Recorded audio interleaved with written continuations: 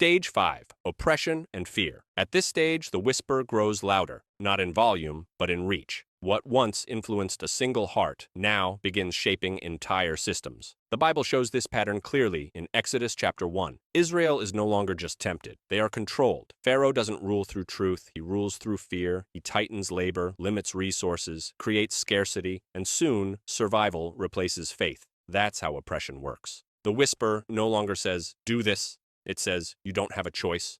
Fear-based obedience takes over. People comply not because they believe, but because they're afraid. Freedom starts to feel dangerous. Bondage starts to feel necessary. This is one of the most effective tricks of all. When fear governs decisions, obedience to God feels risky. Trust feels irresponsible. Faith feels like a luxury. The whisper says, if you don't protect yourself, no one will. If you step out, you'll lose everything.